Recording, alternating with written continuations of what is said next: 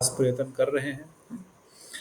तो आज की एकादशी के बारे में कोई कुछ वर्णन करना चाहेंगे? इन समरी ज़्यादा लंबी इनकी कथा नहीं है, पर short story of this Ekadashi. Anyone want to share? पिछली कथा में अगर कोई था तो बता सकते हैं यहाँ पर। हाँ, पिछली कथा से एक वक्त है। आज की एकादशी समरी में अगर याद है थोड़ा सा किसी को भी, आज की एकादशी का नाम कामिका एकादशी। एकादशी का नाम है कामिका एकादशी। हर एकादशी की कथा विशेषकर युधिष्ठिर महाराज भगवान कृष्ण से पूछते हैं, और फिर भगवान कृष्ण ब्रह्मा जी ने जो कथा नारद मुनि को सुनाई थी अपने पुत्र को, जब उन्होंने यही प्रश्न पूछा कि श्रावण मास की एकादशी का क्या नाम है, इसकी क्या विधि है और इसका क्या फल है, तो इसके बारे में हमने थोड़ा सा सुना था। अगर किसी भक्त ने बोलना चाहेंगे तो please feel free to unmute and tell. बोलो, दीक्षा बोलेगी थोड़ा सा।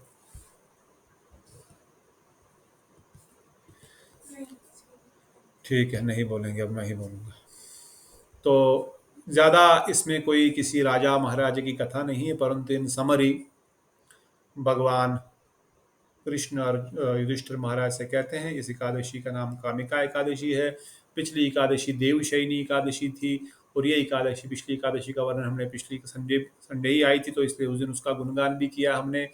और ये जो एकादशी है, इसका बड़ा ही विशेष जो फल है, अश्वमेध यज्ञ का फल है। इस एकादशी के दिन पद्मनाभ भगवान श्री गिरिधर का पूजन किया जाता है।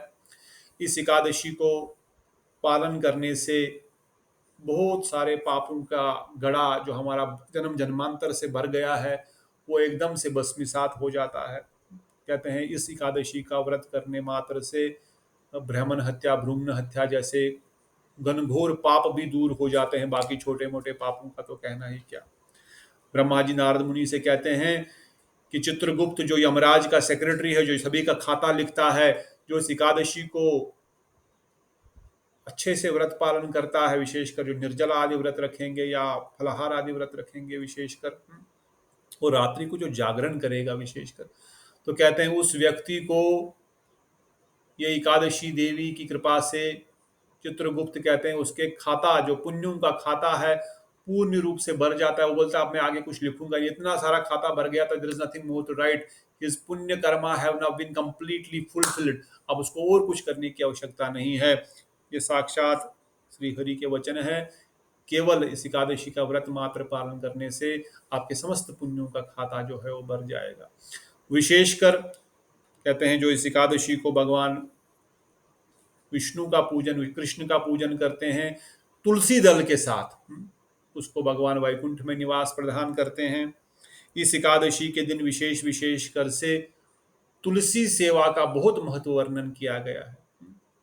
जो तुलसी देवी को प्रणाम करता है, तुलसी देवी को जल अर्पण करता है, तुलसी देवी की परिक्रमा करता है, तुलसी देवी को दीपदान अगर करे तो उससे तो कहना ही क्या। तो कहते हैं जो भगवान विष्णु को, कृष्ण को तुलसी दल अर्पण करता है आज के दिन, इस एकादशी के दिन, उसको वैकुंठ में नित्य निवास मिलेगा। वो कभी भी माता के गर्भ में दोबारा सॉरी वो यमराज उसको कभी भी अपना दर्श नहीं दिखाएगा। जो तुलसी देवी को दीपदान करेगा आज के दिन, उनके पूर्वज किसी भी ब्रह्मांड में, किसी भी लोक में रह रहे होंगे, उन सबको वहां से सीधा ट्रांसपोर्ट किया जाएगा स्वर्ग में, और उनको अमृत पान कराया जाएगा स्वर्ग में। और जो व्यक्ति इस दिन तुलसी देवी को भी दीपदान करता है और भगवान श्री हरि को दीपदान करता है, कहते हैं उनके गुणों का तो वर्णन ही क्या करें। उनको तो साक्षात वैकुंठ निवास में भगवान विष्णु उन पर विशेष कृपा करके उनको अपने धाम में ही निवास प्रदान करते हैं। और उनके जो पूर्वज जहां कहां कथित भी है, उन सबको भी भगवत कृपा प्राप्त होती है। तो तुलसी देवी का बड़ा ही विशेष पूजन का है। वैसे तो अभी तुलसी चयन नहीं करना है, पिछली कथा में बता रहा था तुलसी चयन का समय एकादशी को डिफाइंड है। अभी 2 बजे के बाद आज एकादशी को तुलसी चयन नहीं, चयन मतलब तुलसी को नहीं तोड़ा जाएगा कल दोपहर तक। निषेध समय है एकादशी का, अभी तो नहीं तोड़ा जा सकता, परंतु प्रणाम, उनका दर्शन, उनका दीपदान, उनकी परिक्रमा, उनको स्पर्श, ये अवश्य कर सकते हैं। हाँ, तुलसी अगर आपने रखी है घर पे पहले से ही, तो अवश्य उसको भगवान श्री हरि के चरणों में अर्पण करें। इससे बड़ा कोई भी आज के दिन के लिए जो है साधन नहीं है। और विशेषकर जो जागरण करेंगे और जो अच्छे से कहने का तात्पर्य जो विशेषकर निर्जला आदि कर रहे हैं, उनका तो कहना ही क्या, उनको भगवान विष्णु अवश्य अपनी कृपा प्राप्त कराएंगे। और अंत में भगवान श्री हरि कहते हैं, इवन कोई इस कथा को अगर केवल सुननेगा ही, केवल सुनने मात्र से भी उसके समस्त पापों से उसको मुक्ति मिल जाएगी और वैकुंठ में उसको भी निवास मिलेगा। तो इतना बस सुनने मात्र से क्यों? क्योंकि भगवान कुछ न कुछ बहाने से भक्त को अपने धाम को ले जाने के लिए प्रेरित कर रहे हैं। अब कोई व्यक्ति निर्जला करेगा, कोई खाली तुलसी दान करेगा, कोई खाली दीप दान करेगा, तो सबको एक ही फल कैसे? विष्णु लोक, विष्णु लोक, विष्णु लोक सबको मिलेगा, मगर कितना जल्दी मिलेगा, कौन से जन्म में मिलेगा, ये भगवान नहीं नहीं बता रहे। इसलिए जो जितना उसको श्रद्धा से, जितना उसको अच्छे से, जितना उसको नियम से पालन करेगा, उसको उतना शीघ्र ही भगवत कृपा प्राप्त होगी। परंतु ये तो अवश्य है, दीपदान करने से इसी समय जहां पर भी कोई पूर्वज किसी कारण से कष्ट भोग रहे होंगे, उनको भगवान उन कष्टों से निकाल करके स्वर्ग में निवास प्रदान करेंगे। तो अगर किसी को अपने पूर्वजों को विशेष कृपा करनी है, तो जस्ट वन दीपदान, एक तुलसी महारानी के चरणों में से बड़ा इजी मेथड क्या हो सकता है। तो ये इस एकादशी का विशेष महत्व है। तो यही जो भगवान श्री हरि युधिष्ठिर महाराज को सुना रहे हैं, और यही कथा जो ब्रह्मा जी ने नारद मुनि को सुनाई थी। ठीक है, कोई प्रश्न, किसी का कोई कमेंट, कोई दुविधा इसके ऊपर? ओके। अगर नहीं तो फिर हम आगे बढ़ेंगे। कल हमने विशेष रूप से बृहद भागवत अमृत ग्रंथ के अनुगत्य प्रेम प्राप्त करने की क्वालिफिकेशन को सुना। प्रेम प्राप्त करने की योग्यता क्या है? कौन बताएगा? स्क्रीन दिख रहा है, नहीं दिख रहा? स्क्रीन शेयर हो रहा है या नहीं? नहीं नहीं हो रहा है प्रभु जी। ठीक, मैं कर रहा हूँ। प्रेम प्राप्त करने की एकमात्र योग्यता क्या है? क्विकली एक शब्द में भी बता सकते हैं, एक लाइन में भी बता सकते हैं, और व्याख्या के पूरी व्याख्या करके भी बता सकते हैं। लालसा प्रभु लोल्यम। लोलियम इज द लालसा, is the qualification to get Krishna prem. Understood, हमने कई बार पहले भी सुना है, परंतु कल तो उसका क्वालिफिकेशन हो गया। अब ये प्रेम कैसे प्राप्त होगा? What is the way we get it, how we get it, इसका कल गोपु कुमार ने इसका प्रश्न जो नारद मुनि उनको बता रहे हैं। अच्छा, उससे पहले नारद मुनि ने कहा यहाँ से अभी चले जाओ, यहाँ से जल्दी ही निकल जाओ, जो जगन्नाथपुरी है वहां चले जाओ। वही नारद मुनि सिंह अभी यहाँ से जल्दी जल्दी निकल लो, द्वारिकापुरी से निकलने के लिए क्यों कह रहे हैं? बिफोर वी गो टू प्रेम। प्रभु जी, क्योंकि उन्होंने ऐसा कहा, क्योंकि अभी जो नारद मुनि जो डिस्क्राइब कर रहे हैं वो भगवान के मतलब प्रेम की प्राप्ति कैसे हो, और उन्होंने कहा कि जहाँ पे ऐश्वर्य का भाव है वहाँ पे ये डिस्कस भी नहीं कर सकते हैं, तो इसीलिए उन्होंने उनको जगन्नाथपुरी में जाने के लिए। कहते हैं यहाँ पर ये विचार भी डिस्कस करना ठीक नहीं है, क्योंकि यहाँ के लोग इसको समझेंगे नहीं। ये प्रेम की बात है, वो दो बंदगी हमको आती नहीं है। इसलिए यहाँ से अब शीघ्र निकले।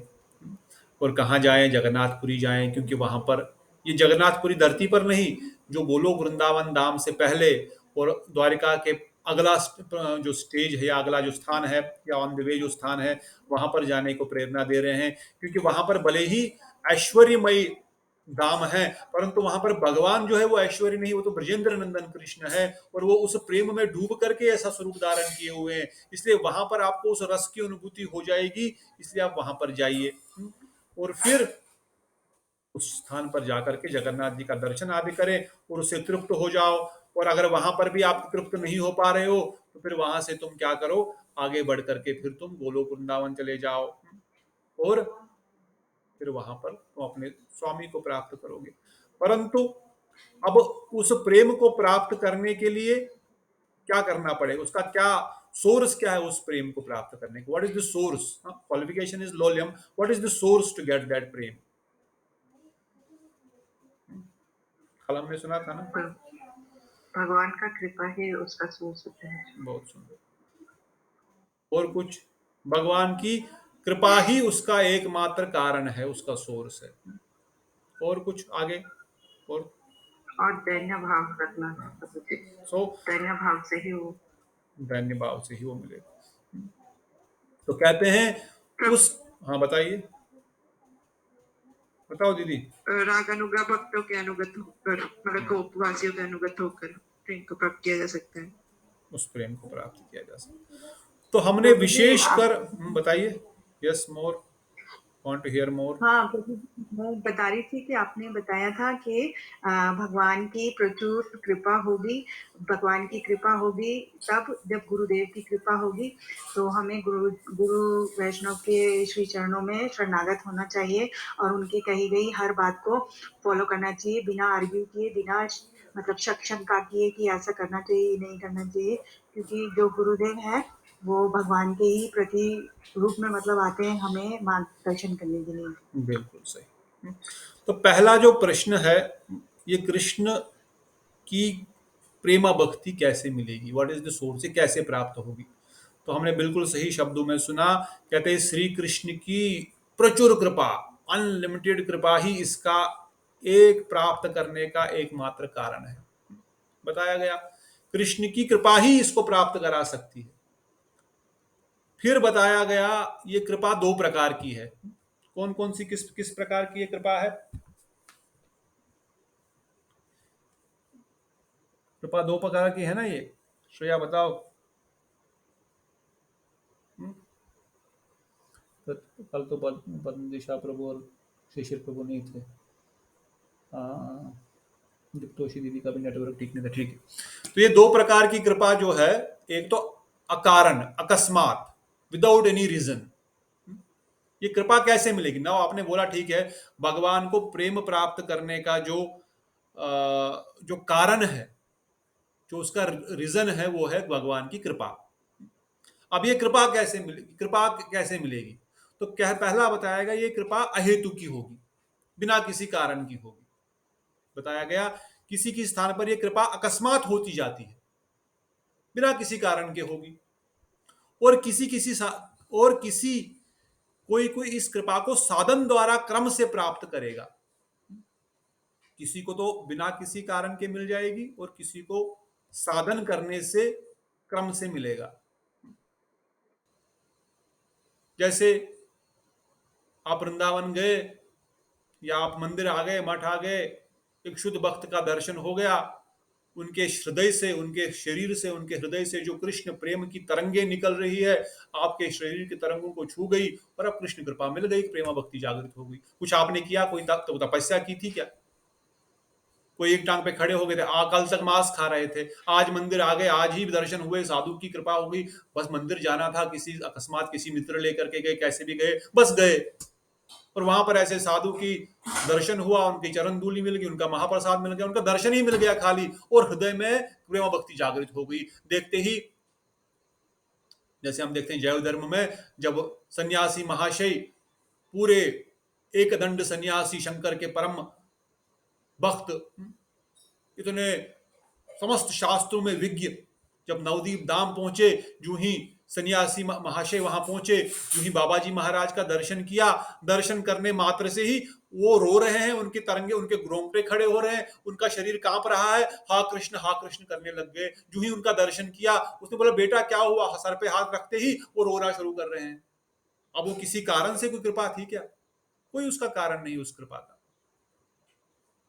इसका कोई कारण नहीं है। इसलिए गुरुदेव अहेतु कृपा कर देते हैं। वैष्णव ठाकुर कृष्ण की करुणामयी शक्ति राधा ठकुरानी की कृपा से, उनकी आज्ञा से, वो देख रहे हैं संसार में असंख्य जीव डूब रहे हैं। समझो किनारे पे बैठ के, ना गुरुदेव वैष्णव ठाकुर देख रहे इतने सारे लोग जीव डूब रहे हैं, सर एक सेकंड के लिए बाहर आ रहा है, थोड़ी सांस ले रहे हैं, उस सांस लेने के समय ये नहीं देख रहे हैं कि मैं समुद्र से बाहर कैसे निकलूं, उस समय ये देख रहे हैं कि मैं कैसे वहां बढ़िया नजारा देखूं, आसपास क्या हो रहा है। Instead of holding the mercy rope and getting into the boat, they are seeing here and there. अब कोई विशेष नाव, एक विशेष कृपा हेतु कोई भक्त अपनी नाव लेकर के जा रहा है और किसी किसी को पकड़ करके ला रहा है, जो हाथ में आ रहा है उसको डाल रहे हैं, इसको बोलते हैं अकस्मात कृपा। तो यहां पर कह रहे हैं गोप कुमार को समझा रहे हैं कि उसकी अकस्मात कृपा, बिना किसी कारण के ही कृपा हो गई, किसी किसी को तो ऐसे हो जाता है। और कोई साधन करता है, जैसे साधन करना ही अकस्मात तो चांस है, पर साधन हमारे पास करने का हमारे पास वो ऑप्शन है, हम कर सकते हैं और फिर भगवान कृपा करेंगे। और गोसाई पाद कहते हैं अगर साधन भी करते हैं पर साधन के बल से कृष्ण प्रेम मिलेगा ऐसा नहीं है। साधन के बल से कृष्ण प्रेम नहीं मिलेगा, इस बात को समझना बहुत आवश्यक है, इसे दोबारा आज बता रहा हूं। साधन के बल से कृष्ण प्रेम नहीं मिलेगा, साधन के बल से अल्टीमेटली कृष्ण कृपा ही करेंगे, या वो अकस्मात करेंगे या साधन के कारण करेंगे, मगर प्रेम का जो रूट है, प्रेम का जो कारण है, वो केवल कृष्ण की प्रचुर करुणा ही है। इसे बताते हैं, यहां बताते हुए टीका में लिखते हैं, इन दोनों प्रकार से उस प्रेम को उदय होने के दोनों अवस्थाओं में कृष्ण की प्रचुर करुणा ही मुख्य कारण के रूप में जानियो। कृष्ण की कृपा ही मुख्य रूप में जानो, क्यों? क्योंकि वो साधन से भी, साधन का बल हमको प्रेम नहीं देगा, साधन क्या देगा? साधन भी कृष्ण की कृपा देगा। और साधन से क्या मिलने वाला? प्रेम मिलने वाला नहीं, साधन से कृष्ण कृपा मिलने वाली है, या अकस्मात कृष्ण कृपा मिलने वाली है। मतलब कृष्ण प्रेम को प्राप्त करने का एकमात्र कारण जो है वो क्या है? क्या है? सब सो गए? प्रचुर कृपा। प्रचुर कृपा, प्रचुर कृपा एकमात्र कारण, याद रखें हमेशा के लिए, प्रचुर कृपा कृष्ण की एकमात्र कारण है। अकस्मात मिल गई ठीक, नहीं तो मैं साधन करता रहूंगा जब तक मिलेगी नहीं। अब वो कृपा कैसे प्राप्त होगी, दिस इज सेकंड क्वेश्चन, जो ऑलरेडी भक्तों ने उसको भी वर्णन किया। अब साधन तो करना पड़ेगा, किस प्रकार का साधन? फिर एग्जाम्पल भी यहां पर दिया गया था ना, किसी को कौन सी एग्जाम्पल दी गई थी, एनीवन रिमेंबर? आगे नहीं बढ़ूंगा आज इसी को। प्रभु जी कि हाँ बताइए। एक जैसे दो अच्छा एग्जाम्पल है, कि इसमें दो क्या शर्मा है? जैसे किसी ने अगर कच्चा चावल अगर किसी ने मतलब रॉ मटेरियल दे दिया खाने के लिए, और नहीं तो पका के जो दिया, हाँ, वो दोनों एग्जांपल दे दिया था। एग्जाम्पल दिया, खिचड़ी दे दिया आपको, खा लो भाई, क्या अकस्मात कृपा है। दूसरा, आपको दाल चावल हल्दी तेल सब कुछ दे दिया, अब इसको बनाओ, थोड़ा सा मेहनत तो करना पड़ेगा ना, कुक करना पड़ेगा, उसको मिलाना पड़ेगा, हिलाना पड़ेगा, फ्राई करना पड़ेगा, आग लगानी पड़ेगी, उसको उबालना पड़ेगा, अब खिचड़ी पक गई तब आप खा सकते हो। मतलब ये साधन जो हम कर रहे हैं उससे खिचड़ी बन करके हमको खाने को मिल रही है, और एक को डायरेक्टली खिचड़ी मिल गई, है ना? तो दोनों ही कृपा है अल्टीमेटली, मगर एक कृपा हुई, थोड़ा सा उसमें मेहनत करनी पड़ी, साधन करना पड़ा। इसलिए कहते हैं वो साधन कैसे होगा, वो साधन कैसे करना पड़ेगा, उस साधन कैसे करना पड़ेगा? कहते हैं वो साधन ब्रज गोपियों के दास की इच्छा करते हुए कृष्ण के लौकिक संबुद्ध तरफ मानकर करना पड़ेगा। कैसे करना पड़ेगा साधन, बताओ अभी, कौन बताएगा वो साधन कैसे करना पड़ेगा? व्हाट, हाउ दैट साधन शुड बी डन? साधन भगवान कृष्ण के साथ कोई संबंध मान करके, तो मैं कल भी बताया था, कल हमने इसी श्लोक को पढ़ा था, हमने ये श्लोक पढ़े भी सारे ना, जिस प्रकार उद्धारदाता खिचड़ी का यहां पर आ गया। फिर अगला श्लोक है, ब्रज गोपिकाओं के दास की इच्छा करते हुए श्री कृष्ण को लौकिक संत बुद्धू की तरह मानकर, संसारिक जो रिलेशंस होते हैं, कैसे पति पुत्र पिता मित्र सखा वटेवर, यहां पति पुत्र एक दो एग्जांपल दिए गोस्वामी पाद में, कुछ संबंध स्थापित कर करके फिर साधन शुरू होगा। कोई संबंध स्थापित करके फिर वह साधन शुरू, या तो ब्रज गोपियों की दासियों के रूप में, या उनको पिता पुत्र पति के रूप में मान करके फिर साधन शुरू, यहां से साधन भक्ति शुरू होती है। तब तक साधन भक्ति शुरू ही नहीं है, अभी हम साधन भक्ति में आए ही नहीं है, साधन भक्ति चल ही नहीं रही है। यहां से साधन भक्ति शुरू हो जाएगी जब संबंध हम अपने आप को भगवान से जोड़ेंगे पहले, फिर उसको प्राप्त करने के लिए कुछ करेंगे तो साधन भक्ति शुरू हो जाएगी। और कहते हैं भय या विघ्न को दूर करने से नहीं, भय के कारण नहीं, अरे नरक में जाना पड़ेगा इस कारण से नहीं, हाँ? अरे बहुत सारे कष्ट आ रहे हैं जीवन में वो दूर हो जाएंगे इस कारण से नहीं, इस कारण से संबंधों का भक्ति नहीं होगी। तो ये इस कारण से भगवान के साथ लौकिक सदबंधु की बात, संबंध बना लिया फिर उसको प्राप्त करने का प्रयास शुरू कर दिया। भय से विघ्न को दूर करने के लिए उनके चरण कमलों का आश्रय लेकर जो प्रेम अर्जन करना होगा, अर्थात अपने लोभ के अनुसार उनको पति या पुत्र आदि जानने से उत्पन्न होने वाला भय रूपी विघ्न को दूर कर कर उनके चरण कमलों का आश्रय लेकर उन प्रेम को अर्जन करना होगा। ये भय दूर होने से उनके साथ संबंध स्थापित करते हुए गोस्वामी पाल लिखते हैं, जिस प्रकार से भीष्म, प्रहलाद, उद्धव, नारद आदि भक्ति की संज्ञा दी गई है। उन्होंने कोई संसारिक लोभ के लिए, संसारिक कार्य के लिए भगवत भक्ति नहीं की। तहाँ भीष्म ने कुछ भी नहीं चाहा, वो तो बाल ब्रह्मचारी रहे, केवल सेवा करते रहे। प्रहलाद महाराज ने कुछ भगवान से कभी नहीं मांगा, जितने भी कष्ट मिले मैं तो बस आपका दास हूं। उद्धव जी ने भगवान से कभी कुछ नहीं मांगा।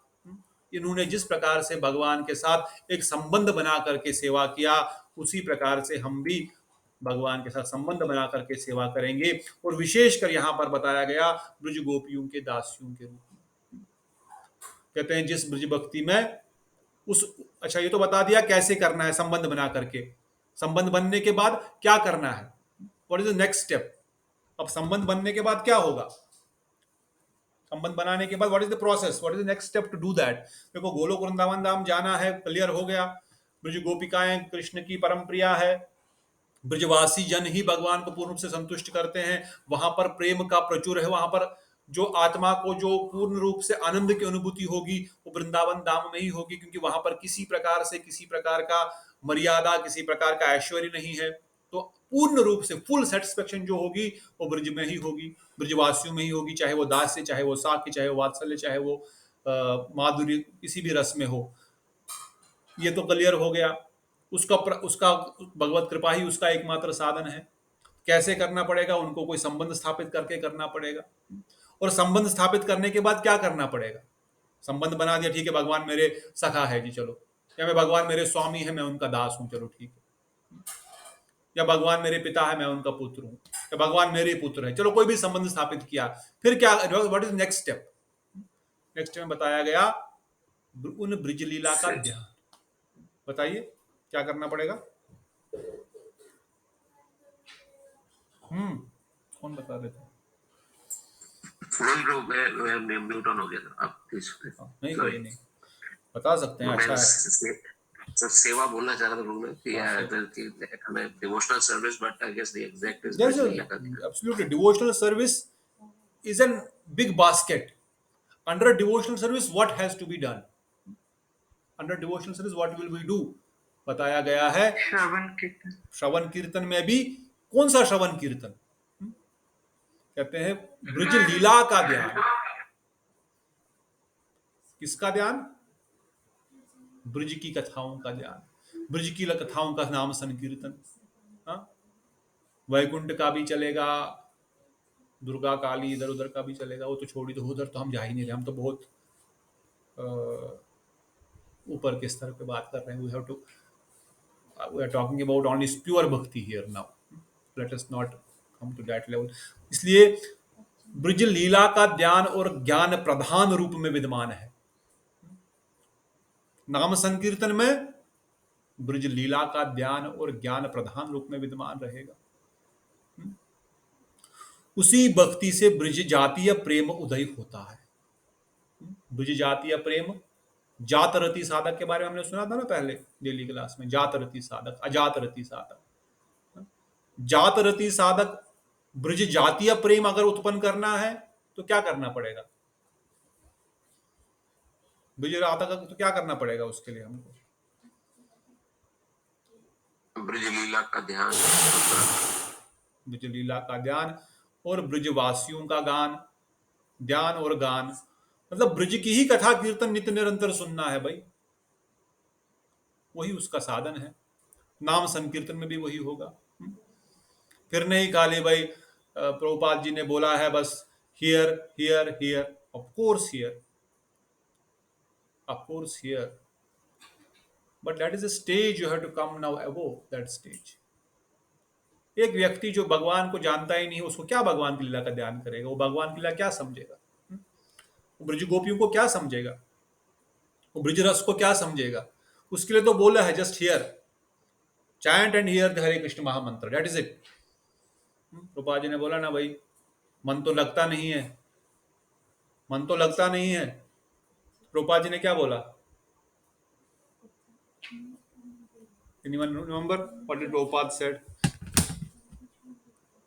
Prabhupada said, you have to chant, you have to hear. Where is mind coming in between? आपको बोलना है और सुनना है, मन कहां से बीच में आ गया? बोलते ना हमको जब में मन नहीं लगता जी, अरे मन तो है ही नहीं, बोलना है सुनना है, पर सुनने के लिए भी तो कम से कम मन को बोलना पड़ेगा, सुनो। But the thing is, for the beginners you just chant and here, that is understood. Starting stage में सुनो, बस सुनते रहो।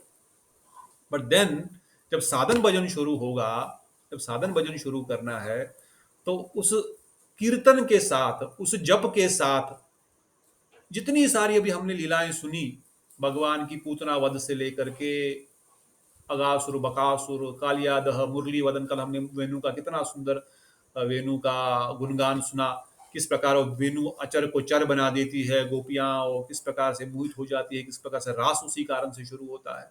इन सब लीलाओं का ध्यान, उन ब्रजवासियों की कथाओं का ध्यान, क्योंकि गोपाल चंपू में जीव गोस्वामी पाद यही नित्य निरंतर वर्णन कर रहे हैं, और गोलोक वृंदावन धाम में भी रोज इन्हीं कथाओं का गायन होता है, और श्वेताश्वर द्वीप में भी महाप्रभु यही कथाएं कीर्तन सुनते रहते हैं। तो अगर यही कथा कीर्तन सुनते यहाँ पर हम कर रहे हैं, तो यहीं पर गोलोक वृंदावन हो गया और इसी जीवन में मुक्त हो गए।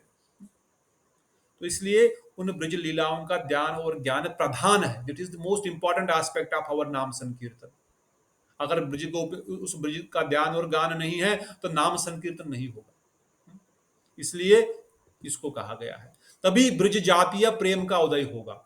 अगर ब्रज जातीय प्रेम उदय करना चाहते हैं तो ब्रजवासियों का ध्यान ज्ञान का कथा सुनिए। हाँ, अगर राम जी का प्रेम प्राप्त करना है तो राम जी की कथा नित्य निरंतर सुनते रहिए। इसलिए बोलते हैं ना, सजाति और स्निग्ध संग करना पड़ेगा। अगर भक्ति को परिपक्व करना है, इस पेड़ को बड़ा करके इसका फल चखना है, तो इसके लिए क्या करना पड़ेगा? उसी जातीय के वैष्णवों का संग और उसी जाति के वैष्णव के संग में, कथा में, कीर्तन में बैठ करके तभी इसका उदय होगा। अदरवाइज क्या होगा? अदरवाइज रसाभास हो जाएगा। तो इसलिए प्रचुर प्रेम एकमात्र कारण है। प्रचुर प्रेम का कारण भगवान की अहेतु कृपा, या साधन के बाद उनकी ही कृपा, अल्टीमेटली कृपा ही कारण है। पर कृपा या तो अकस्मात होगी, या तो भगवान हम साधन भजन करेंगे उससे होगी। साधन भजन कैसे करेंगे? साधन भजन करेंगे ब्रज गोपियों के दासियों के रूप में, ब्रज में भगवान के साथ कोई संबंध स्थापित करके साधन करेंगे, और उस साधन का विशेष जो अंग होगा, उस साधन का विशेष जो एक्टिविटी होगी उस साधन में, वो नाम संकीर्तन होगा। नाम संकीर्तन में भगवान के कथाओं का, लीलाओं का गायन और ध्यान होगा। Clear so far? Any question? अगली बार मैं पूछूंगा, और इसको दिमाग में जिंदगी भर क्लियर रखना, तभी तत्व जो है, साध्य वस्तु जो गोल है, वो क्लियर हो जाएगा। और फिर बताया गया कि भाई अब ये तो बताया आपने, उनका कीर्तन करना है, उनका संग करना है, ध्यान करना है, पर किससे? किससे वो कथा सुनेंगे? किससे वो कथा सुनेंगे? वो कथा, कीर्तन, ब्रजलीला का ध्यान, कथा किससे सुनेंगे बताओ? वैष्णवों से। कौन से वैष्णवों से? किस वैष्णव से सुनेंगे वो कथा? जो प्रभु जी उस रस में डूब चुके हैं, मतलब जिन्होंने वो सजाती है जो आपने कहा है। बिल्कुल।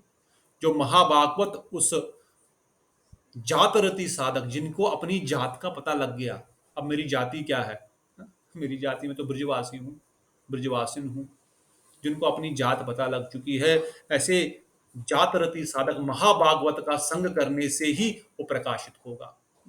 अन्यथा जन्म जन्मांतर बीत जाएंगे। इसलिए कहते हैं बहु जन्म करे सो तब हो न पाए कृष्णपति प्रेमदन, जन्म कोटि स्कृति न लभ्यते, करोड़ों जन्मों की स्कृतियों से भी नहीं मिलने वाला है। भाई क्यों नहीं मिलने वाला? This is the reason, because the sanga has to be proper. You must be hearing, you must be associating, you must be chanting, hearing, serving such devotees जिनके हृदय में इस प्रकार के भाव को जागृत हो चुका है। उनसे हमने सुना है, उनकी सेवा की है, हम फिर बाद में और सुना रहे हैं, कर रहे हैं, that is separate thing. Prabhupada ji से जिन भक्तों ने उस प्रेम रस को सुना वो आगे बढ़ाएंगे, अब जिन्होंने वो सुना वो आगे बढ़ाएंगे। It is a chain reaction, it will continue in the same way, गुरु परंपरा के माध्यम से। पर जिसने सुना ही नहीं, जिसने गुरु जी का सेवा ही नहीं किया, जिसने उस ब्रज रस को चखा ही नहीं, वो पुस्तक पढ़ने से, ग्रंथ पढ़ने से, श्लोक रटने से कुछ नहीं होने वाला, कोई परिवर्तन नहीं होने वाला है। गुरुदेव कहते हैं, ये आज सुबह भी हम सुन रहे थे ना कि भाई ऐसा जो भगवत भजन है, एक तो निष्ठा में जो भजन हो रहा है, एक तो वो बाहरी ताम जाम के कारण हम उससे बड़ भक्ति कर रहे हैं, और एक तो आंतरिक रूप से रुचि आ गई है। एक रुचि है, बढ़िया सुंदर दर्शन है, बढ़िया सुंदर मंदिर है, बड़ा म्यूजिक चल रहा है, हारमोनियम चल रहा है, धूम धड़ाका चल रहा है, तब मैं भी उसमें जा रहा हूँ, वाह ये तो बढ़िया है, यही भक्ति है, वाह इसमें बड़ा मजा आ रहा है, इसमें मजा आ रहा है। इसको बोलते हैं शास्त्रों के अनुसार, ये जो रुचि है ये भक्ति अनमुख रुचि नहीं है। ये संसार के मतलब by external things you are getting attracted, not the real bhakti. On the other hand, कहीं पर कोई व्यक्ति अगर केवल छोटे से कटोरे में ही भगवान का स्नान करा रहा है, वो रो रहा है, वो भगवान के साथ हृदय से टच है और उसको प्रेम भक्ति के आश्रू से उनको स्नान करा रहा है, तो वो प्रेम भक्ति, वो विशेष रूप से रुचि कहलाएगी। अब जहां पर अधिक ऐश्वर्य है वहां पर प्रेम नहीं होगा, ऐसा नहीं है। वहां पर भी प्रेम हो सकता है जहां पर अधिक ऐश्वर्य भी है, there is no problem with that. But the point here is, जहां पर हृदय जुड़ा हुआ है, जहां पर हृदय में उस भावना से आदमी ओतप्रोत होकर के, फिर उसको बाहरी चीजें अट्रैक्ट नहीं करेंगी। वो कीर्तन कितने म्यूजिक से हो रहा है, कितने मृदंग करताल वहां बज रहे हैं, दैट विल नॉट इम्पैक्ट। क्योंकि वो जब उस रस में, कीर्तन रूपी रस में डूबेगा, अंदर उसके घुसेगा, तो करतल बज रहा है, मृदंग बज रहा है, नहीं बज रहा, वो तो नृत्य करता रहेगा, उसके हृदय में तो नृत्य चलता रहेगा। पर ये एक स्टेज है, स्टार्टिंग के स्टेज में हमने भी और आपने भी, अभी भी अगर हम देखते हैं बहुत सारा ऐश्वर्य है, बहुत सारा जो एक्सटर्नल चीजें दिखती है तो बड़ा अच्छा लगता है, हाँ बढ़िया लग रहा है। परंतु वो स्टेज से हमको ऊपर उठना एक दिन, और फिर आंतरिक भगवान ने श्रृंगार नहीं भी किया है। भगवान अगर कभी देखेंगे गोलोक वृंदावन धाम में जो ही कृष्ण गोप कुमार एंटर कर रहे हैं, कृष्ण ने तो कोई आभूषण ही नहीं पहना हुआ है, वो तो बस एक कनकनी बांधे हुए चल रहे हैं, उनकी मिट्टी धूल माथे पे जड़ी हुई है, पर इतना सुंदर उनका दर्शन कि उस दर्शन को फिर जीव बाहरी रूप से नहीं देखेगा चीजों को, वो आंतरिक रूप से देखेगा। इसलिए वो कथा कीर्तन सुनना है, वो जातरती साधक और विशेषकर जिन्होंने उन परम वैष्णवों से कथा सुनी है, उनका सेवा आदि किया है, उनके साथ जब हम कथा सुनेंगे तो फिर आगे बढ़ेंगे।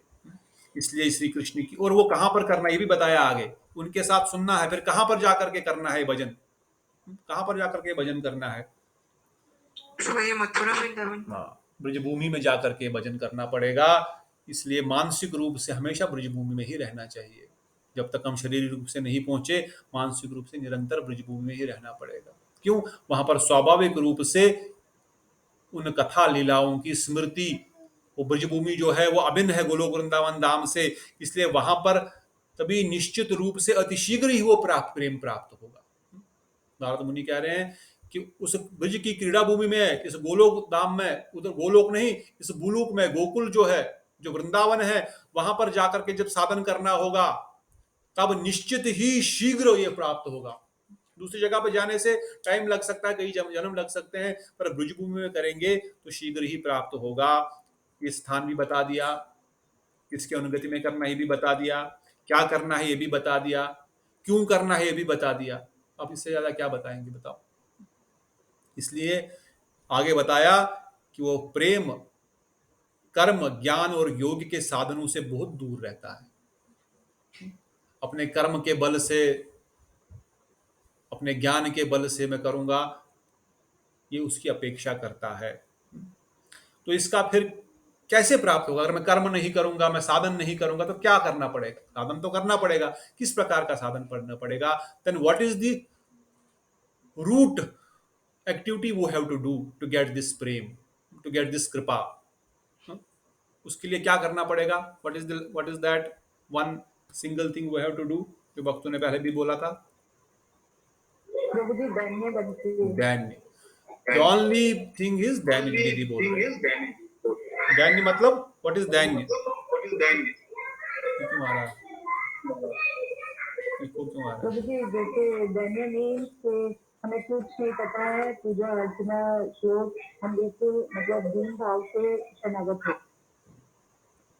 मतलब पूर्ण रूप से अपने आप को समस्त गुणों से विद्यमान होने के बाद भी अपने आप को दीनहीन मानना, मैं तो कुछ भी भक्ति नहीं कर रहा, मेरे पे तो कोई क्वालिफिकेशन ही नहीं, मेरा तो कोई गुण ही ऐसा नहीं कि मुझे कृष्ण प्रेम प्राप्त हो सके, फिर भी मैं उस प्रेम की लालसा कर रहा हूं। क्यों?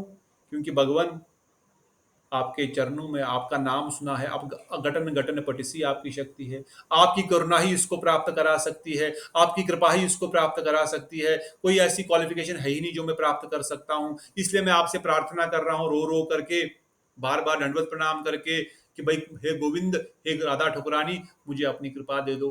मुझ में कोई योग्यता है ही नहीं, ना तो कोई योग्यता हो सकती है। सही में इस चीज को अनुभूत करना है, बस बाहर से बोलने से नहीं होगा, धीरे धीरे इसकी अनुभूति होगी। और बताया गया इस दैन्य की परिकाष्ठा, इस दैन्य का टॉप मोस्ट एग्जाम्पल कौन है? कौन है इसका टॉप मोस्ट एग्जाम्पल?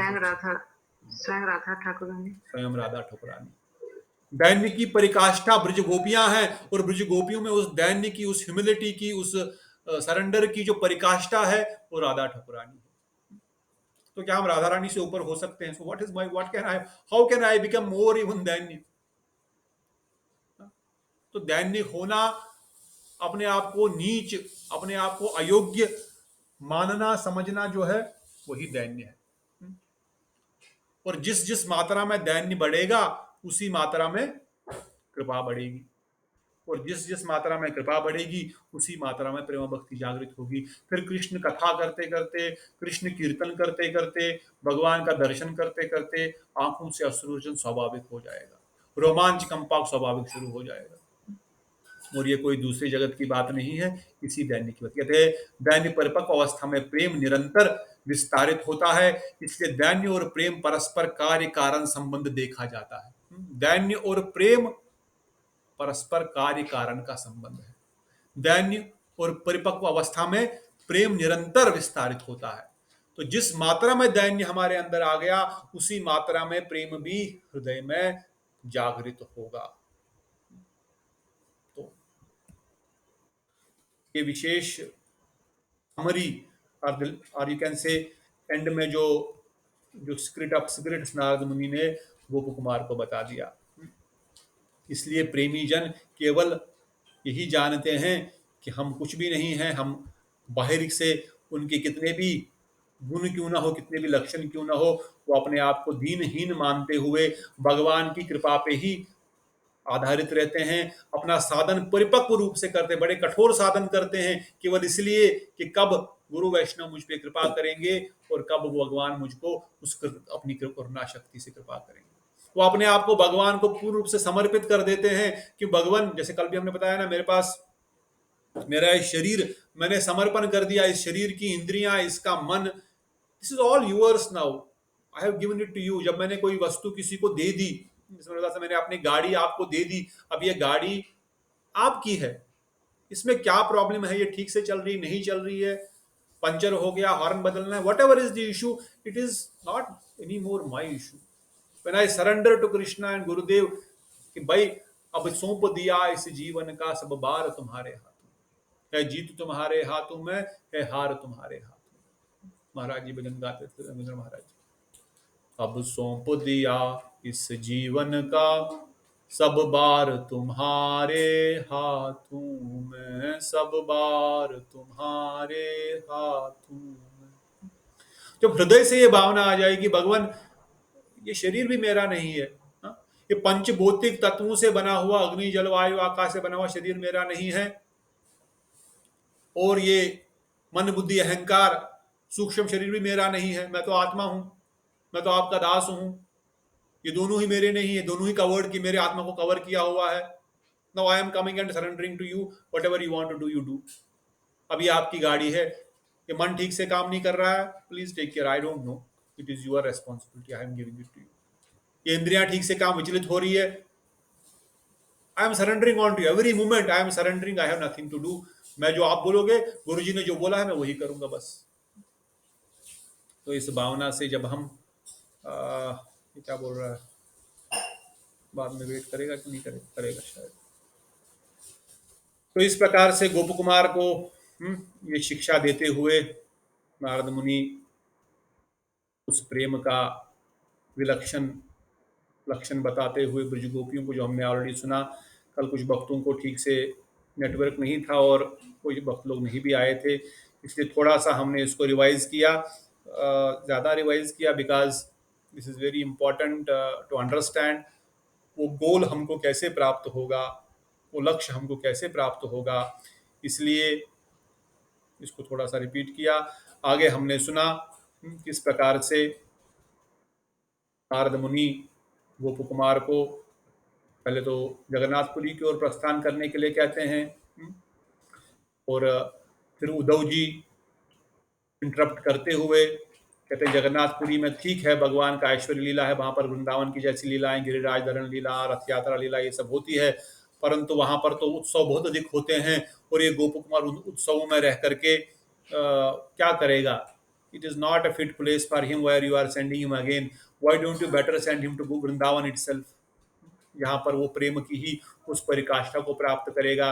क्यों अभी जगन्नाथपुरी जाएगा, वहां पर फिर से विचलित होगा, वहां पर फिर से दुखी होएगा, फिर से there will be again the same situation what he is in here, because ultimately that is not his destination, so what will he do there, please send him to a proper place, give him some mercy। तो नारद मुनि उद्धव जी से कहते हैं आप बड़े ही दयालु है, हाँ? आप इसको और समय बचाना चाहते हैं कि यहाँ वहां भटके ना, इसलिए तब गोप कुमार को वो कहते हैं आप फिर से इस भूलोक वृंदावन में चले जाओ। हम गोलोक वृंदावन नहीं, Gokul, one is Gokul one is Golok. Gokul अर्थात ये धरती पर जो मथुरा मंडल है यूपी में, जिसको हम बोलते हैं, जो कि इस धरती का अंश नहीं है, जो कि गोलोक वृंदावन धाम का ही अंश है। गोप कुमार को वहां पर जाकर के तो कहो, हे गोप कुमार, अपने मनोरथ को सिद्ध के लिए तुम शीघ्र ही पुरुषोत्तम क्षेत्र जाओ, जो पहले बताया था। तुम गोलोकनाथ का जिस कृपा पात्र हो, मैं वैसा नहीं हूँ, क्योंकि तुमने मथुरा ब्रजभूमि में जन्म लिया है, तो तुम वहां पर जाओ और उनकी कृपा प्राप्त करो, पर मैं नहीं जा सकता, क्योंकि मेरी कृपा, मुझ पर ऐसी कृपा नहीं है। क्यों? क्योंकि तुम ब्रजवासी हो, तुमने मथुरा मंडल में जन्म लिया है। तब उद्धव जी उनको कहते हैं, हे नारद, आप इस पुरुषोत्तम क्षेत्र की, इस द्वारिका पर भी अधिक प्रशंसा कर रहे हैं, परंतु वो क्षेत्र प्रभु का जिस प्रिय है, ये द्वारिकापुरी भी उसको वैसे ही प्रिय है। तो ये भी द्वारिकापुरी भी भगवान को प्रिय है, ऐसा नहीं कि ये प्रिय नहीं, क्योंकि वो तो वहीं के निवासी है, उनको तो आप अभिमान है कि हम अभिमान, वो तो जानते हैं उनको, ये दिस इज नॉट मिथ्या अभिमान, दिस इज रियल अभिमान, दिस इज मैं राधा रानी का दास हूं, मैं कृष्ण का दास हूं, इसको अभिमान नहीं कहते हैं, ये मिथ्या अभिमान नहीं, ये सच्चा अभिमान है, ऐसा अभिमान होना चाहिए। मैं ठकुरानी का दास हूं, मैं उनकी दासी हूं, ऐसा अभिमान हो जाए। राधिका दासी यदि होए अभिमान, शीघ्र मिले तब गोकुल कान, भक्ति ठाकुर भजन में लिखते हैं। अगर आपको अभिमान भी हो जाए, ये गर्व भी हो जाए कि मैं राधा रानी का दास हूं, केवल ये गर्व होने की भावना ही आपको कृष्ण दिला देगी। इसे राधिका दासी यदि होए अभिमान, शीघ्र मिले तब गोकुल कान, शीघ्र ही वृंदावन के कृष्ण मिलेंगे। तो जो हमने पहले बताया, उद्धव जी इस प्रकार से उनको पुरुषोत्तम क्षेत्र न जाने के अलावा let him go to Goloka, let him go to Bhuloka Vrindavan Dham, और वहां पर ही वह अपना थोड़ा सा समय जो भजन का परिपक्वता का जो बाकी है उसको प्राप्त करेंगे। कहते पर दुख दुखी वे भगवान पुरुषोत्तम बाध्य होकर पुनः इसे मथुरा के विभूषण रूप उस ब्रज गोकुल में ही भेजेंगे। अतएव हे नारद, आप इसे गोकुल में ही क्यों नहीं भेजते? उद्धव जी कह रहे आप इसको गोकुल में ही क्यों नहीं भेजते हैं। तब उनको जो हमने कल पढ़ा थोड़ा बहुत, नारद जी कहते हैं, श्री नारद ने कहा, हे उद्धव, आप वास्तव में ब्रजवासियों के प्रिय विशेष प्रीति रखते हैं, इसलिए आप इस गोप कुमार की शीघ्र अभिष्ट सिद्धि के लिए के विषय में इतने हितकर सलाह दी है, क्योंकि आप ब्रजवासियों के हितकर है और गोप कुमार का अभिष्ट, उसका गोल, उसका लक्ष्य, कैसे उसको शीघ्र प्राप्त हो, इस विषय में आपने हितकर सलाह दी है। इसलिए आप ये ऐसी सलाह दे रहे हैं कि पुरुषोत्तम क्षेत्र न भेजते हुए इसको वृंदावन भेज दो। वो ब्रजभूमि महामाया, महा महिमा को आप मुझसे भी अधिक रूप में जानते हैं, क्योंकि अपने इष्ट देव श्री कृष्ण को छोड़कर भी आपने बहुत समय तक वहां वास किया। नारद मुनि कहते हैं आपने अपने इष्ट कृष्ण को छोड़ करके वहां पर बहुत समय तक वास किया था। कब वास किया था? Anyone remember? कब वहां पर वास मिला था उद्धव जी को? अपने स्वामी को कब छोड़ा था उन्होंने? स्वामी को कब छोड़ा था? कोई कुछ बोल जब रहा है? प्रभु जी का कृष्ण कृष्ण जी उन्हें मतलब चिट्ठी लेकर भेजा था, बिल्कुल। तब उन्होंने 2 महीने मेरे ख्याल बताए थे वहां पर। तो अपने स्वामी को जिनके he is not even living 1 second, Dwarikesh Krishna, परंतु भगवान कृष्ण ने ही उनको वृंदावन भेजा और वहां पर ये सीखने के लिए। तो कहते हैं आपने अपने स्वामी तक को छोड़ दिया, इसलिए गोप कुमार को आप वहां पर भेजना चाहते हैं। तब गोप कुमार कहते हैं, गोप कुमार ने कहा, सर्वज्ञ और वैष्णवप्रिय नारद जी ने चारों ओर शुभ लक्षण देखते हुए हर्षपूर्वक पुनः मुझसे कहा कि क्या कहा? नारद ने कहा, ब्रजवीर के प्रिय, हे श्रीमन गोप कुमार, शीघ्र ही तुम्हारा अभिष्ट सिद्ध होगा। हे महाभाग्यवान, इसका मैंने पहले ही अनुमान कर लिया था। क्या? अतुलनीय सुखों की अंतिम सीमा आधार वैकुंठ है और उसकी तुलना में अधिकतर सुखमय स्थान अयोध्या है। वहां से भी अधिकतर सुखमय स्थान इस द्वारिका में पहुंचकर भी जब तुम्हारा चित्त दुख से अनुभव हो रहा है, तब फिर स्वर्ग में भगवान के चरण कमलों का दर्शन कर किस प्रकार तुम्हारा चित्त दुख दूर होता। कहते हैं यहां पर भी अगर तुम दुखी हो तो स्वर्ग या ब्रह्मलोक में तुम कैसे सुखी हो पाते? केवल भगवान के चरणों का दर्शन करते या उनका यज्ञ पुरुष के रूप में दर्शन करने के बाद। यहाँ तो साक्षात तुम उनके साथ खा पी भी रहे हो, उठ बैठ भी रहे हो, फिर भी तुम दुखी हो। तो तुम कैसे स्वर्ग में या ब्रह्मलोक में उनका दर्शन करके सुखी होते हैं? इसलिए तुम क्या करो, तुम शीघ्र ही यहाँ से, गोप कुमार कहते हैं शीघ्र ही यहाँ से तुम भूलोक में, मथुरा मंडल में चले जाओ। और तब गोप कुमार कहता है, हे ब्राह्मण, नारद जी के वचन रूपी अमृत पान कर मैं आनंदित होकर ब्रजभूमि में जाने के लिए उत्सुक हो गया, किंतु मैं वहां जाने के लिए द्वारिका नाथ की आज्ञा लेना चाहता था। तब मेरे इस मनोभाव को जानकर उद्धव जी ने कहा कि आपको द्वारिका नाथ की आज्ञा लेने की आवश्यकता नहीं है।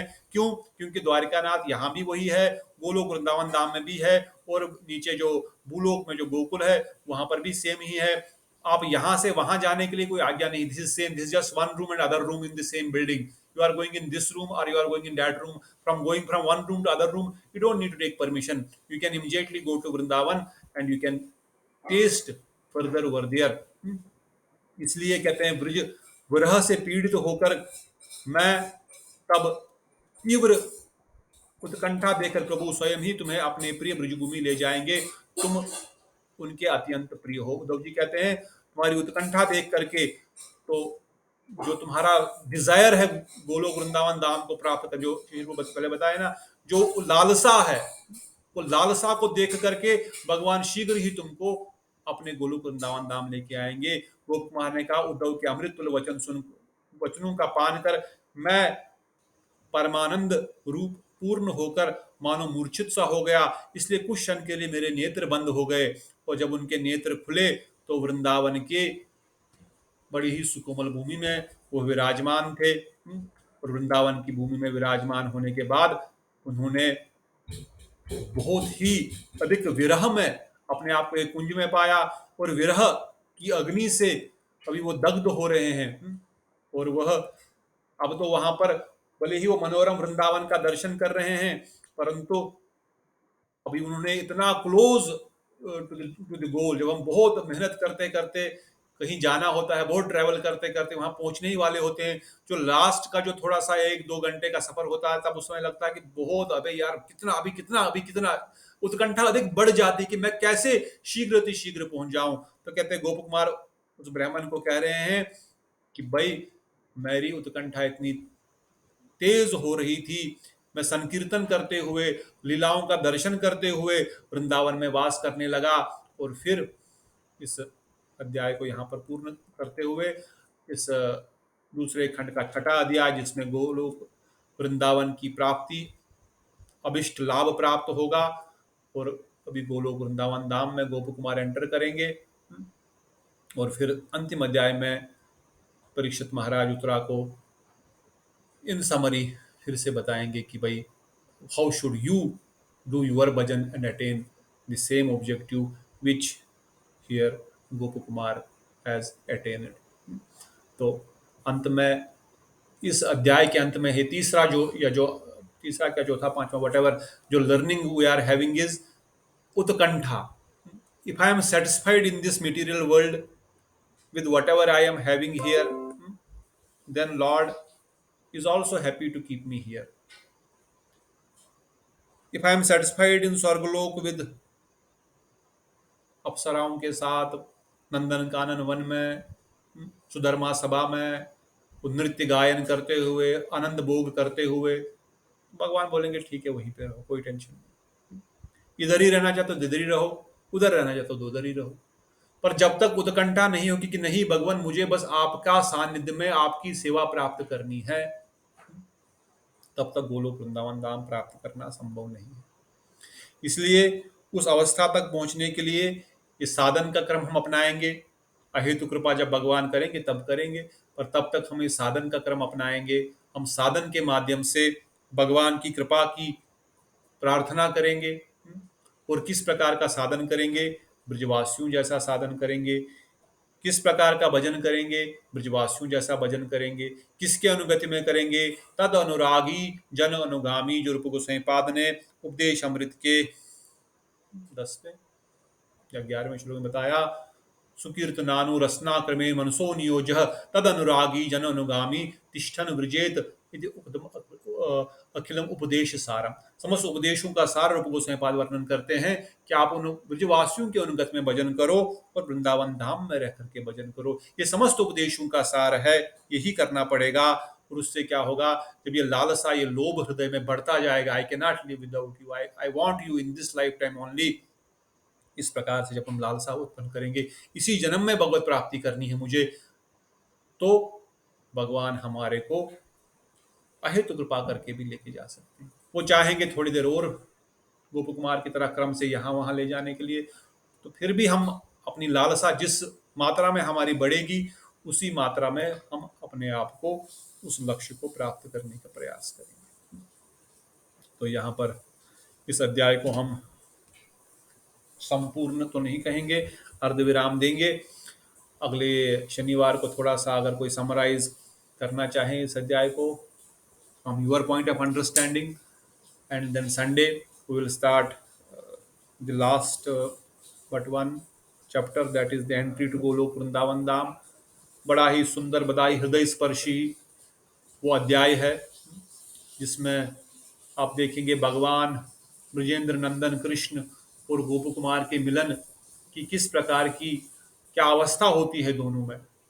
ब्रजवासियों की क्या अवस्था है जब गोप कुमार वृंदावन एंटर करते हैं, कृष्ण की क्या अवस्था होती है जब वो अपने सखा को देखते हैं, बलराम जी क्या बोलते हैं, और क्या क्या वहां पर फिर आगे क्या क्या घटनाएं घटती, क्या क्या अष्टकाली लीलाएं, भगवान 8 प्रहर में क्या क्या लीला करते हैं, क्या हो रहा है वहां पर, ये भी साक्षात रूप से सनातन गोसाई पाद की अहेतु कृपा है, जिसी को बोलते हैं अकस्मात कृपा, अहेतु कृपा। हमारे में क्या योग्यता है कि हम इस ग्रंथ को पढ़ सके, इसको सुन सके? क्या योग्यता हो सकती है कि हम उस गोलोक वृंदावन धाम की प्राप्ति के बारे में सुन रहे हैं, उसको प्राप्त करने का लक्ष्य बना रहे हैं? पर यह सनातन गोसाई पाद की अहेतु कृपा है। और सनातन गोसाई पाद से पहले हमारे गुरुदेव की अहेतु कृपा है। उस गुरुदेव ने इस ग्रंथ को ट्रांसलेट करके हम तक पहुंचाया। गुरुदेव ने इसका प्रचार प्रसार फुल फ्लेज्ड किया, चाहे कितना अपोजिशन कोई हो, अपोजिशन हो, सपोर्ट हो, whatever way, he said this is what Mahaprabhu has come to give, this is what Sanatana Gosai Pada Rupa Gosai has Pada come to give, this is what you should be your objective. It is very far, although, but the process is also simple, and how to go there is also very clearly defined. If you just follow it, you will get it. तो इसलिए गुरुदेव की कृपा से, गोस्वामियों की कृपा से, गुरु परंपरा की कृपा से, अहेतु कृपा से देखा जाए, बोला तो अहेतु कृपा से ही ये संभव है। इसलिए हम इनके वचनों को हृदय में धारण करेंगे और इस विधि को ही अपनाएंगे। There is no other process. When I surrender, और ध्यान रखते हुए कृपा याचना करेंगे तो भगवान अवश्य कृपा करेंगे। ये विश्वास रखते हुए हम आगे बढ़ेंगे तो अवश्य कृपा होगी। There is no doubt. कल भी हमने सुना है ना कैसे उस ब्राह्मण ने जो गोपाल मंत्र का जप कर रहा था, लगा कि गोपाल मंत्र में शक्ति नहीं है, पर जब इवन शमशान देवता जो स्वयं रुद्र ही है, शिव जी के ही अवतार, उनके सामने खड़े नहीं हो पाए, पीछे खड़े होकर के बोल रहे, बोलो क्या मैं क्या आपके लिए कर सकता हूँ। तब वो समझ गया कि भाई सही में अंदर से परिवर्तन किस प्रकार का हो रहा है। हमने सुना परसों भी किस प्रकार से इवन अभी के समय में वो पुजारी जो सेवा कर रहा था, जो इस जीवन में उन्होंने जिस प्रकार से सेवा किया, बाद में महाराज जी को उसी प्रकार से गोलोक अयोध्या में वैसा दर्शन दिखाया। बोले मैं यहाँ पर भी पुजारी की सेवा कर रहा हूँ। तो इसलिए साधन भजन काल में बहुत इंपॉर्टेंट है हम प्रॉपर संग में रहें। हम इस बात को बार बार बेसिक को भी हमेशा ध्यान में रखते रहें कि संसार में सुख नहीं है, संसार दुखालय है। मैं आनंद हूँ, मुझे आनंद चाहिए और आनंद भगवान से ही मिल सकता है। मुझे संसार में आनंद है नहीं, दुखालय भगवान ने लेबल करके दिखा गया है, और वैकुंठ वहां पर लेबल है। जहाँ पे कोई कुंठ नहीं है वहां पे कोई कष्ट नहीं है, उसका नाम वैकुंठ है। वहां पर है कष्ट नहीं, यहाँ पर बता दिया दुखालयम, यहाँ पे दुख है। बुद्धि को समझाना पड़ेगा। नहीं, कल बता रहा था हम कि नहीं, मेरे पास नहीं है सुख, मेरे पास नहीं है संपत्ति, मेरे पास नहीं है सुंदर पत्नी या सुशील पत्नी या पति या नौकरी या वट एवर वे, इसलिए मैं दुखी हूं। नहीं, मैं इसलिए दुखी नहीं हूं कि मेरे पास धन संपदा नहीं है, या मेरे पास ये नहीं है, या मेरे पास वो नहीं है, या मेरे पास वो चीज आएगी मैं सुखी हो जाऊंगा। नहीं, सुख है ही नहीं। There is very clear cut understanding. जो सुख की अनुभूति है वो क्षणभंगुर है, वो हमको लग रहा है सुख है। वो उसी प्रकार से जैसे बताया था ना गोपीनाथ प्रभु जी ने, वो स्वीट राइस कच्चा है, थोड़ा सा स्वीटनेस के कारण मैं चबा रहा हूँ, खा तो रहा हूँ, पर मुंह भी छिल रहा है, गला भी छिल रहा है, पर वो स्वीटनेस थोड़ी सी जो हनी उसमें लगी हुई है, उसके कारण उसको फेंक भी नहीं सकता। परंतु साथ में हमारे गुरुजन वर्णन करते हैं ये गृहस्थ आश्रम में ही हमारे सारे गुरुजनों ने इस प्रेम भक्ति को प्राप्त किया हुआ है। सन्यासियों से, ब्रह्मचारियों से अधिक गृहस्थियों ने, हम ये नहीं कह रहे हैं कि वो नहीं करते, बट जो हिस्ट्री के एग्जाम्पल्स है, गृहस्थ में रह करके ही भक्ति अच्छे से प्राप्त की जा सकती है। Because they serve Vaishnavas, they serve also there जो संसारिक कर्तव्य है उनको भी पालन करते हैं, और कृष्ण को केंद्र में रखते हुए करते हैं, तो भगवान उन पे कृपा करते हैं। जिन्होंने पूरा जीवन भगवत भक्ति में दिया है उन पे तो ऑलरेडी कृपा हुई ही हुई है। उनको तो ऑलरेडी भगवत कृपा है, तभी तो उन्होंने पूरा जीवन, वो तो नित्य निरंतर भगवत भजन में लीन है। परंतु जितने भी एग्जाम्पल नरसिंह मेहता, फिर पहले बताया तो नरसिंह मेहता से लेकर के तुकाराम महाराज से, या जितने भी साधु संत हुए, जितने भी हमारे महाप्रभु के पार्षद हुए, राय रामानंद महाप्रभु से लेकर के अद्वैत आचार्य से लेकर के भक्तिनोद ठाकुर, भक्तिदान स्वामी प्रभुपाद, हमारे गुरुदेव, all were grihastha, so it is accessible for all of us. Don't think this is for something not for me, it may be for someone else. This प्रेमा भक्ति, ये प्रेम रस, ये गोलोक वृंदावन धाम मेरे लिए नहीं, किसी और के लिए हो सकता नहीं, ये मेरे लिए ही है। इसलिए गोसाई पाद ने इसको मुझे प्रदान किया, इस ग्रंथ को, गुरुदेव इस ग्रंथ को मुझ तक लेके आए हैं। So this is for me and I can get it and I will get it. So with that firm conviction इस भजन पद्धति को फॉलो करेंगे और आगे आगे बढ़ेंगे। कोई प्रश्न किसी का, एनी क्वेश्चंस, या किसी का कोई और कुछ ऐड करना चाहेंगे कोई? पद्मविशा प्रभु, शिशिर प्रभु, अचिंत्य प्रभु, शिवानी दीदी, देवश्री दीदी, कोई भी, दीप्तोषी दीदी, हरे कृष्णा प्रभु, श्रेया दीदी, हरे कृष्णा। हरे कृष्णा प्रभु जी, दंड प्रणाम। धन्यवाद प्रभु, this is really very sublime process जो कि आज सुनने को मिला प्रभु। लेकिन क्योंकि इसमें सारे मिसिंग लिंक्स हैं, मतलब it's not, I have no question but commenting prabhu, sure. कैसे भगवान ने कैसे श्रील सनातन गोस्वामी ने किस प्रकार से साधन भक्ति और एकदम से उन्होंने बताया कैसे हमें साधना जब तक करनी है तब भगवान की कृपा अनुभव ना हो, कृपा ना हो जाए। कृपा तो भगवान की है ही वैसे हमेशा, तभी भक्ति कर पा रहे हैं। इसमें छोटा एक प्रश्न बीच में ये भी आता है प्रभु कि क्या जो लौल्यम आता है हमारे मन में वो भी कृष्ण कृपा से ही आता है? सोर्स तो कृष्ण ही है, तो क्या ऐसे समझे कि कृष्ण कृपा नहीं है इसलिए लौल्यम भी नहीं आ रहा है? क्या सोचना गलत होगा? नहीं, गलत नहीं है, ये है। कृष्ण कृपा नहीं है और लोलियम नहीं है, पर लोलियम का सोर्स जो है कृष्ण कृपा है, कृष्ण कृपा का सोर्स दैन्य है, और दैन्य कहाँ से आएगा? साधु संघ से। सो हमारे पास कृपा कहाँ से आएगी? इसलिए कहा गया ना, लोलियम तत्रपि एकल मूल्यम तो बताया गया, पर यह भी बताया गया यत्र कुतोपि लभ्यते, ये कहाँ मिलेगा? ये कहाँ मिलेगा? ये मिलेगा जिनके पास ये वस्तु है। इसलिए कहा गया कृष्ण भक्ति जो है, जिसके पास ये लोलियम है, जिसके पास ये रागानुगा भक्ति का अनुभूति है। जैसे कल हम परसों में विनोद बिहारी बाबा जी के बारे में बता रहा था कि भाई, एक तो हो गया जिसने रसगुल्ले के बारे में सुना है, वो रसगुल्ले के बारे में बहुत बोल सकता है, और एक हो गया जो रसगुल्ला चख रहा है। जो चख रहा है वो चखा भी सकता है, क्योंकि वो खा रहा है ना उसको। जिसने सुना है रसगुल्ला, वो कैसे खिलाएगा? उसने सुना है, ठीक है। इसलिए गुरुदेव ने इस रस को चखा, चख करके हमको चखाया। जब चखाया तो हमको थोड़ा सा इसका जो बोलते हैं बोतल के बाहर से जो लटक रहा, चलो थोड़ा सा उस जार के बूंदों को ही अगर हमने चखा तो थोड़ी अनुभूति हुई उस चीज की। तो इसका जो कारण है उन वैष्णवों का संग है। अगर उन वैष्णवों के संग में रहे, इसलिए बताया ना यहाँ पर जात रति साधक का संग करना पड़ेगा।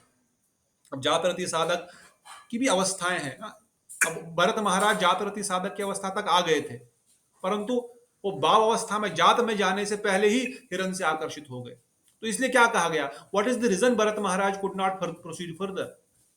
What was the reason he could not do it? The only reason, anyone?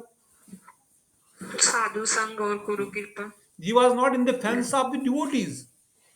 He was not in the fence of साधु संगा। तो इसका जो कारण प्रभु जी है, कृष्ण कृपा है, पर कृष्ण कृपा का भी रूट बताया गया ना। उस कृष्ण कृपा होगी कैसे? वो साधु के माध्यम से होगी। कृष्ण कृपा, कृपा मूर्ति, हम बोलते ना, अब यू रीड गीता भागवतम, कृष्ण कृपा मूर्ति अभय चरण भक्ति, what is that? We try to understand what is Krishna Kripa Murti. It means Krishna's mercy has taken a form. What is that form? We may say it is Prabhupada, we may say it is Gurudev, we may say it is Bhaktivedanta Swami Prabhupada, we may say it is स्वयं Radha Thakurani. So ये कृष्ण कृपा की मूर्ति जो प्रकट होगी तो कैसे होगी? ये गुरु के रूप में होगी, या शिक्षा गुरु के रूप में होगी, या दीक्षा गुरु के रूप में होगी, या दोनों एक साथ ही होगी। तो सोर्स इज कृष्ण कृपा। और कृष्ण कृपा की मूर्ति, कृष्ण कृपा इज नॉट समथिंग इमेजिनेशन।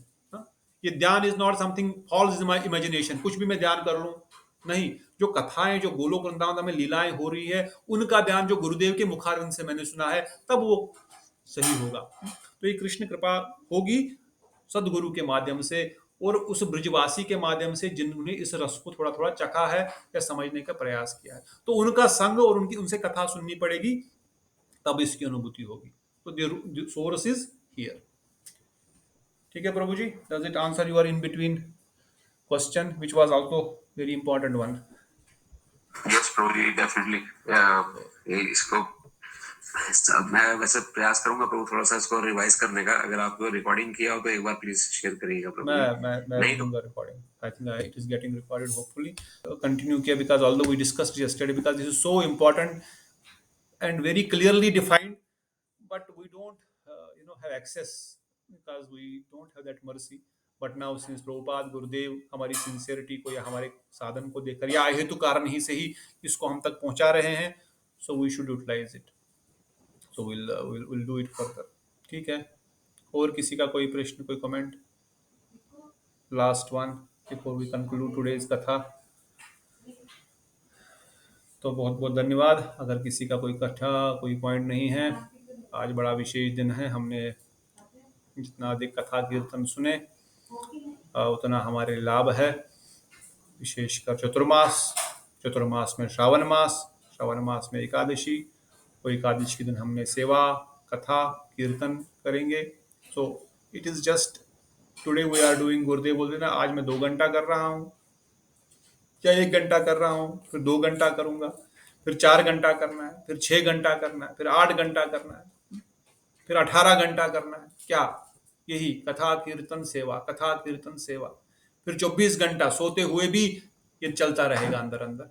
कभी कभार आप देखो शाम को कथा, I guarantee, I don't know, I can guarantee, but I have seen because I have many times realized and every time realized. कथा सुनो कोई गुरुदेव वैष्णव की, और फिर सो जाओ। देखो रात में भी उसी प्रकार का स्वप्न, उसी प्रकार का रियलाइजेशन आएगा, कभी कुछ दूसरा नहीं आएगा। तो यू कैन ट्राई दिस। तो ये प्रैक्टिकल है। तो हम लोग जब 24 घंटे कृष्ण कॉन्शियस होंगे, जिसको रूप गोस्वामी पता है, सुकीर्तनानुन मनसा नियोज कंटिन्यूअस, तब वो अवस्था ही उस लालसा की अवस्था है। परंतु वो स्टेज है, वो आएगा। अभी हमने आज समझो सुबह सब शिशिर प्रभु सब लोग आए, में भी 9 बजे 10 बजे से लेकर कभी ऑलमोस्ट 10 बजने वाले या 8 बजने वाले, मतलब ऑलमोस्ट 12-13 घंटे we are in the similar things, maybe बीच में, but ultimately it was the same thing like Sunday. Can this be every day after some time, maybe in this life time only, why not? Then can it be more than this what we are doing? 10 घंटे के 12, 15, 16 घंटे हो जाए, तो this is, ये लालसा होनी चाहिए। अगर लालसा रहेगी भाई ज्यादा हो गया, अभी कथा हो गया, बंद कर दो, हाँ, कई बार लोग मुझे बोलते भी हैं, बहुत हो गया अभी बंद कर दो बस, थकता नहीं तेरा मुंह? तेरा मुंह नहीं थकता? या तेरे को बस हो गया ना आज, हाँ? आज के लिए इतना ही काफी है बस। अगर ऐसी बुद्धि आ गई तो फिर आगे नहीं होगा। बुद्धि ऐसी हो कि आज कम हुआ, कल और करना है, कब कैसे और बढ़े ये चीज। और जब ऐसी अवस्था आएगी तभी हम पूर्ण रूप से उस गोप कुमार की जो अवस्था है, उस अवस्था को प्राप्त करेंगे। और इसी जन्म में, क्योंकि हमको पता नहीं, हमने भी कितनी बार ब्रह्मा जी बने होंगे, हो सकता है शिवलोक से भी आए होंगे, वैकुंठ से भी हो सकता है आए होंगे, you never know, because Gopakumar also many times is not remembering those what is happening in the background. So we are here, Gopakumar was also here, so this is a chance, directly go back to home. पर वो लालसा अभी नहीं है, so we know वो अवस्था तो बहुत दूर है, बट वो ध्यान रखते हुए हम प्रार्थना करेंगे और अवश्य भगवान कृपा करेंगे, ये विश्वास रखेंगे, अवश्य राक्षी वो कृष्ण षडंग शरणागति होई बेशहार, तहार प्रार्थना सुने श्री नंद कुमार। भक्तों ठाकुर कहते हैं जहां पर शरणागति के 6 लक्षण है वही प्रार्थना सुनते हैं, उसमें एक लक्षण है अवश्य राक्षी वो कृष्ण। भगवान कृपा करेंगे, रक्षा करेंगे, उनके सिवा मेरा कोई नहीं है, और वो मुझ पे कृपा करेंगे ही, ये विश्वास रखना कि वो कृपा करेंगे ही। यदि विश्वास होगा तो अवश्य होगा। तो विराम देते हैं, थोड़ा हरि नाम करेंगे सब भक्त लोग इसके बाद। बोलो सचिनंदन गौर हरि की जय, बोलो राधा ठकुरानी की जय, बोलो सनातन गोस्वामी पाद की जय, बोलो गोप कुमार की जय, अनंत अनंत कोटि वैष्णव वृंद की जय, अनंत अनंत कोटि भक्त वृंद की जय।